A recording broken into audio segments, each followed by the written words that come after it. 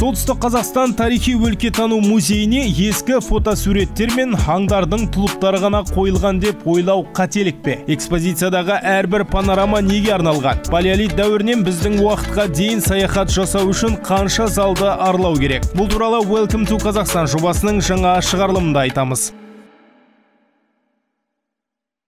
Наверное, в каждом провинциальном городке Шеткері орналасқан әрбір қалада өзінің өлкетану мұражайы бар шығар. Көп жағдайда олар бір-біріне ұқсап жатады. Бүгін біз сіздерге Солтүстік Қазақстан тарихи өлкетану музейі бірде-бір қонақты бей-жай қалдырмайтын ерекше орын екенін дәлелдеуге тырысамыз. Бұл Welcome to Kazakhstan жобасы. Менің аты жөнім Закиржан Мамлютов. Экраннан алыстамаңыздар.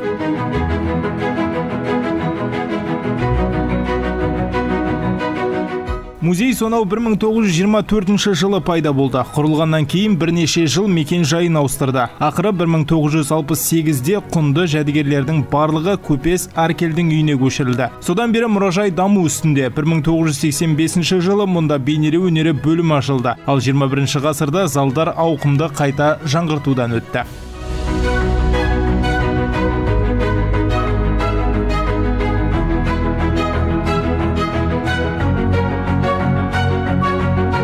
Музей ғимараты бір кездері ауқатты саудагерге тиесілі болған. Шамдары бар, фортепиано, ағаштан жасалған жиһаз, көне сағат, осыдан 100 жыл бұрын Көпес үйіне келген қонақтарда дәл осы жабдықтармен қарсы алған болуы әбден мүмкін.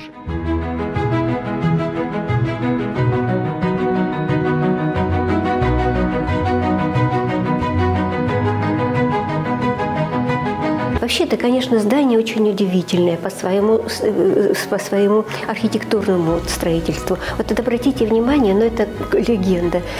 Какие толстые стены. Жалпы бұл ғимараттың сәулеті өте ерекше. Залдардың арасындағы және сыртқы қабырғалардың қалыңдығына назар аударыңыздаршы. Аңыз бойынша бұл қабырғалардың іші боз. Ғимарат ерекшелігі сол, ол 19 ғасырдың аяғынан бастап төменгі қабаттан жылытылған. Пеш бірінші қабатта жағылып, жылу қабырғалардың ішімен барлық нысан ішіне тараған. Бұл 19 ғасырдың соңы. Ғимарат жергілікті күйдірілген қызыл кірпіштен салынған. Кірпіш шеберханалары біздің қаламызда болды. Бізде Малахов деген атақты құрылысшы болған. Кірпіштің қалану тәсілі бойынша да музейдің ғимараты өзгелерінен ерекше. Мұнда сол кезде кең қолданылған модерн стилінің элементтерін байқауға болады. Сондай-ақ эклетика мен ампира стильдері де қолданылған. Яғни бірнеше архитектуралық үлгі пайдаланылған. Мұндай үйлесімді сол кезде сібірлік барокко деп атады. Значит, эклектики и, значит, ампира.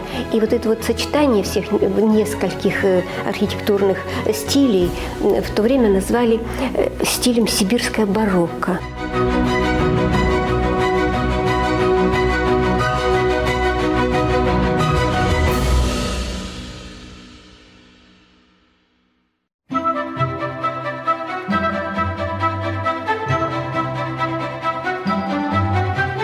Мұражайдағы экскурсия ежелгі дәуірдегі Солтүстік Қазақстанның флорасы мен фаунасына арналған залдардан басталады. Мұнда археологиялық олжалар жетерлік. Соның ішіндегі ең құндысы 1923 жылы Петропавл қаласы маңынан табылған мамонттың азуы. Оның жасы 10.000 жылдан асып кетеді. Азудан бөлек көрмеде пілге ұқсас ежелгі жануардың азу тісі де бар. Тағы келушілердің назарына жүнді мүйіз тұмсық пен бұрынғы ұзын мүйізді бизонның қалдықтары ұсынылған. Келесі залдар Солтүстік Қазақстанның ежелгі тұрғындарының тұрмысын көрсетеді. Адамзаттың палеолит дәуірінен бастап неолит пен қола дәуірінен темір дәуіріне дейінгі даму кезеңдері егжей-тегжейлі қамтылған. Экспонаттардың бәрі түпнұсқа. Адамзат алғаш жылқыны қолға үйреткен қоныс Ботайдағы қазбалардан табылған заттар әсіресе қызықты.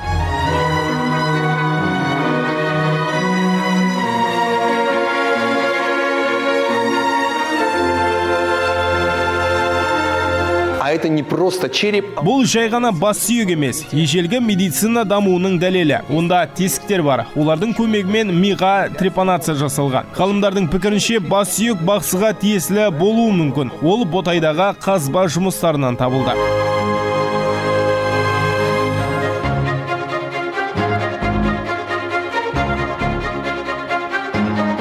Қола дәуірінің орнын басқан темір ғасыры қарудың жаңа түрлерін игеру кезеңіне айналды. Аумақ, билік және ресурстар үшін соғыстар басталды. Темір дәуіріне арналған залда көне қанжар немесе жебелері бар ежелгі садақты көруге болады. Мұнда сол кездегі тұрмыстық заттар да қойылған.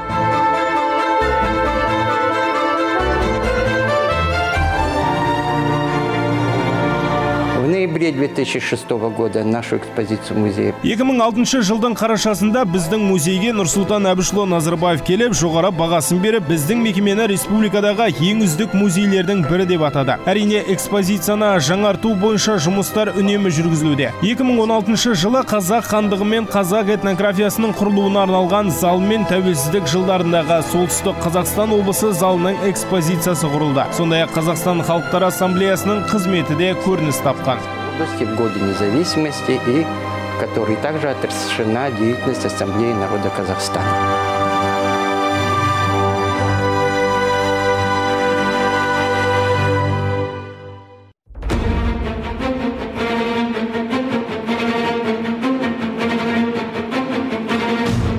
Қазақ халқының мәдениеті баяндалатын залдарда баға жетпес жәдігерлер орналасқан. Мұнда көздің жауын алатын түрлі түсті кілемдер, кестелер, сондай-ақ былғарыдан, ағаштан жасалған заттар, зергерлік бұйымдар да бар. Қазақ жауынгерлерінің қару-жарақтары, сауыт саймандар да қойылған.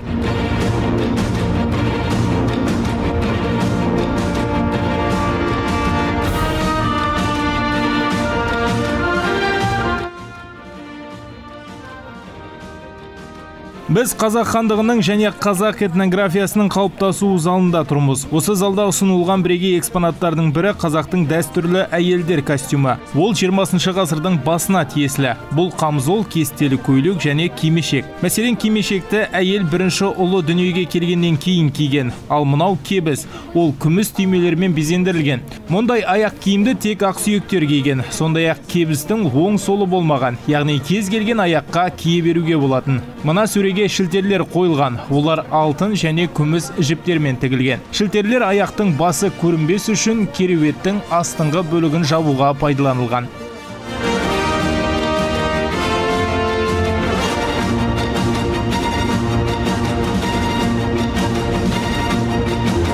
Из самых уникальных экспонатов Бұл залдағы ең ерекше экспонат деп Эдіріс Қожаның тағын айтуға болады. Ол 9 ғасырға тиесілі жәдігер 50 жылдары музейге сыйға тартылыпты. Ол барқыт матадан және 17 ғасырда жойылып кеткен тур жануарының мүйізінен жасалыпты.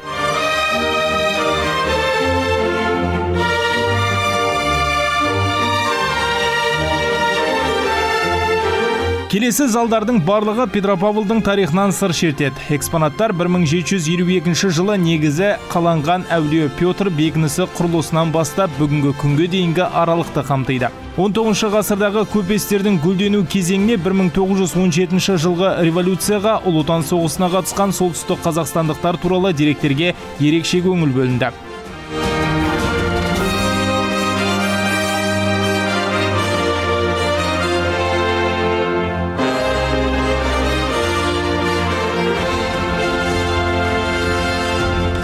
Петропавлға ат басын бұрсаңыз, солтүстік Қазақстан облыстық тарихи өлкетану музейін еш қиындықсыз таба аласыз. Мекен-жайы Қазақстан Конституциясы көшесі 48-ші үй. Ал Қазақстан Конституциясы қаладағы басты әрі ең әдемі жаяу жүргіншілер көшесі. Оның ұзындығы шамамен 3 шақырымды құрайды. Сондықтан оның бойымен қыдыруға, таза ауа жұтуға, 19-20 ғасырларда салынған көпестердің үйімен танысуға кеңес береміз.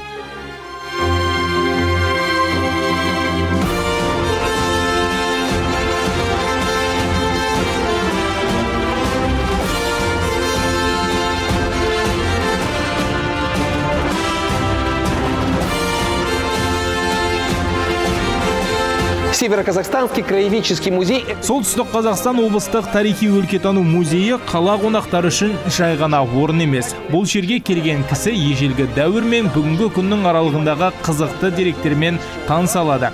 Және Қазақстанның қазіргі заманғы мәдениеті қалай пайда болғанын түсіне алады.